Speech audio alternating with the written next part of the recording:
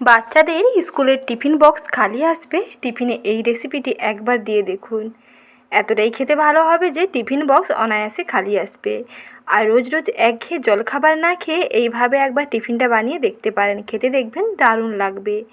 সুজি ও ডিম দিয়ে দুর্দান্ত হেলদি এবং টেস্টি একটি টিফিন কিংবা নাস্তার রেসিপি সহজ পদ্ধতিতে এইভাবে বানিয়ে ফেলুন।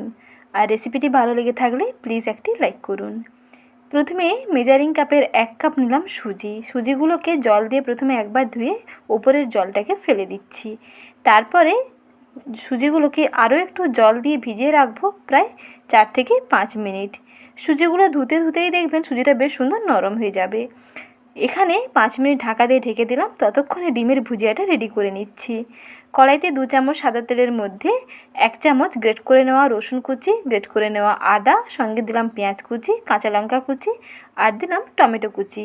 সব কিছুকে একটু নুন দিয়ে ভালো করে ভেজে নেব। আদা রসুন পেঁয়াজের কাঁচা গন্ধটা চলে গেলে তারপরে এর মধ্যে ডিমটা অ্যাড করব। তার আগে এই মশলাগুলোকে একটু কষিয়ে নিচ্ছি। এখানে সামান্য একটু নুন দিয়ে দিচ্ছি যাতে মশলার মধ্যে নুনটা বেশ ভালোভাবে ঢুকে যায়। একটি চা চামচের 4 ভাগের 1 ভাগ নুন দিয়ে পেঁয়াজ আদা রসুন টমেটো কাঁচা লঙ্কা সব কিছুকে ভালো করে মিশিয়ে একটু ভেজে নিলাম। মোটামুটি একটু ভাজা হয়ে গেছে, গায়ের কালারটা একটু চেঞ্জ হয়ে গেছে। এখন এর মধ্যে 2টো ডিম অ্যাড করে নিচ্ছি। দেখুন এইভাবে সাইড করে নিলাম। মাঝখানে যে তেলটা কেটে বেরিয়ে আসছে সেই তেলের মধ্যে 2টো ডিম দিয়ে দেব, সঙ্গে দেব অল্প একটু স্বাদ মতো নুন। ডিমগুলোকে একটা খুন্তি দিয়ে এই পর্যায়ে একটু ঘেঁটে নেব, তাহলে ডিমের ভুজিয়াটা বেশ ভালোভাবে রেডি করা যাবে। ডিমের মধ্যে স্বাদ মতো নুনটা দিয়ে দিলাম, দিয়ে ভালো করে খুন্তি দিয়ে এইভাবে একটু ঘেঁটে দিচ্ছি। তারপরে মশলার সঙ্গে মিশিয়ে নিয়ে এইভাবে ভাজতে হবে। আর ফ্লেমটা থাকবে একেবারে কিন্তু মিডিয়াম টু হাইতে। এর মধ্যে আরও অল্প একটু সাদা তেল অ্যাড করলাম, তেল দিয়ে ভালো করে ভেজে নিচ্ছি। দেখুন আর খুন্তিটা দিয়ে এই রকম ঝুরঝুরো করে নিতে হবে, তাহলে ভুজিয়াটা বেশ ভালোভাবে রেডি করা যাবে। কিছুক্ষণ ভেজে নেওয়ার পরেই দেখুন ভুজিয়া একেবারে রেডি। সময় একেবারে কম লাগে, কম সময়ের মধ্যে ডিমের ভুজিয়াটা রেডি করে নিতে পারবেন। 1 থেকে 2 মিনিটের মধ্যেই দেখবেন ভুজিয়া একেবারে রেডি। ডিমের স্টাফিং কিংবা ডিমের পুরটা একেবারে রেডি করে নিয়েছি। এখন এটাকে একটা পাত্রে নামিয়ে একটুখানি সময় ঠান্ডা করে নিচ্ছি। আর এদিকে সুজিগুলো দেখুন কত সুন্দর নরম হয়ে গেছে।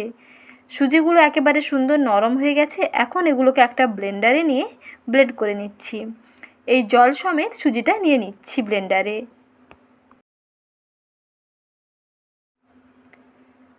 ব্লেন্ডারে জল সমেত সুজিগুলোকে নিয়ে নিলাম, সঙ্গে দেব 2 চামচ ময়দা। কারণ শুধু সুজি দিয়ে বানালে এগুলো একটু মোটা মোটা হয়ে যাবে এবং ভাজতে গেলে কিন্তু সমস্যা হবে, ফেটে যেতে পারে।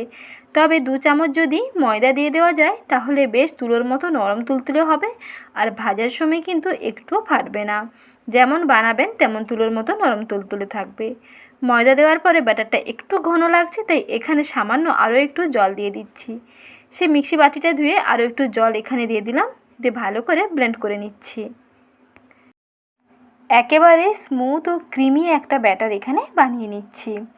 ব্যাটারের ঘনত্ব একেবারে ঘনও নয়, আবার একেবারে কিন্তু পাতলাও নয়, মিডিয়াম ঘনত্বের একটা ব্যাটার এখানে বানিয়ে নিলাম। তারপরে এর মধ্যে দিয়ে দিচ্ছি স্বাদ মতো নুন।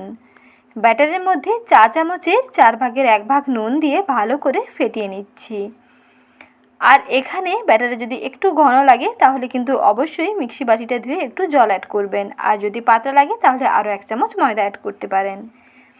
তারপরে দেখুন একটা তাওয়াকে গ্যাস ওভেনের মধ্যে বসিয়ে সামান্য অল্প একটু তেল ব্রাশ করে নিলাম। সেই ব্যাটার থেকে 1 হাতা ব্যাটার দিয়ে এইভাবে একটা গোল শেপ দিয়ে রুটির মতন বানিয়ে নিলাম। ব্যাটারের ওপরটা একটু যখন এইরকম শুকনো শুকনো হতে শুরু করবে তখন এর মধ্যে সেই ডিমের পুরটাকে দিয়ে দিতে হবে। এই রকম লম্বা করে দিয়ে দিচ্ছি। তারপরে এক সাইড থেকে ভাঁজ করতে হবে। আর ব্যাটারটা একেবারে শক্ত হয়ে গেলে কিন্তু ভাঁজ করতে অসুবিধে হবে, তাই নরম থাকাকালীন এটাকে ভাঁজ করে নিতে হবে। তাহলে দেখবেন বেশ সুন্দর আটকে যাবে। যেমন পাটিসাপটা বানানো হয় তেমন করে ভাঁজটা করে নিলাম। এইভাবে ডিমের পুরটাকে মাঝখানে দিয়ে ফোল্ড করে নিলাম। এক এক করে সমস্ত টিফিন কিংবা নাস্তাগুলো বানিয়ে নেব।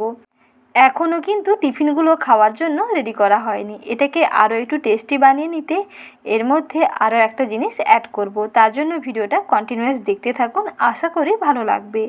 আর এইভাবে আপনারাও একবার বাড়িতে বানিয়ে দেখুন, খেতে দেখবেন দারুণ লাগবে। বাচ্চাদের স্কুল টিফিন বক্স খালি আসবে এই টিফিনটা দিয়ে দেখুন। স্কুল অফিসের টিফিন কিংবা ব্রেকফাস্ট কিংবা ডিনারে চটজলদি বানিয়ে নিতে পারেন। খেতে দেখবেন দারুণ লাগবে, একেবারে তুলোর মতো নরম তুলতুলে হবে আর ভীষণ হেলদিও হয় আর ভীষণ টেস্টিও হবে। আর বানানো দেখলাম কতটাই সহজ সহজ উপায়ে এবং কম সময়ে এইভাবে বানিয়ে ফেলতে পারেন।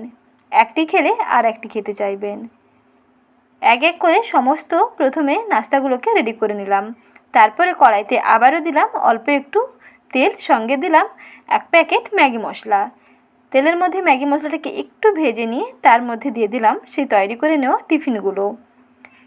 এপিঠ ওপিঠ হালকা একটু সেঁকে নিচ্ছি। এই মশলাগুলো টিফিনের গায়ের মধ্যে বেশ সুন্দর মাখানোও হয়ে যাবে আর এগুলো একটু ভাজা ভাজাও হয়ে যাবে। খেতে আরও বেশি ভালো লাগবে, বেশ চটপটা একটা স্বাদ হবে আর তুলোর মতোও নরম হবে, ভীষণ টেস্টি হবে। এইভাবে টিফিনটাকে রেডি করে নিতে হবে। এইভাবে সার্ভ করে দেখুন, খেতে দেখবেন দারুণ লাগবে। অল্প একটু টমেটো কেচাপ দিয়ে পরিবেশন করে দেখতে পারেন, খেতে আরও ভালো লাগবে। আর আজকের সহজ রেসিপিটি ভালো লেগে থাকলে বরাবরের মতন একটি লাইক করবেন আর চ্যানেলে নতুন দর্শক বন্ধু হয়ে থাকলে সাবস্ক্রাইব করে নেওয়ার অনুরোধ থাকলো। ভালো থাকবেন। আজ এই পর্যন্ত। এতক্ষণ সঙ্গে থাকার জন্য জানাই অসংখ্য ধন্যবাদ।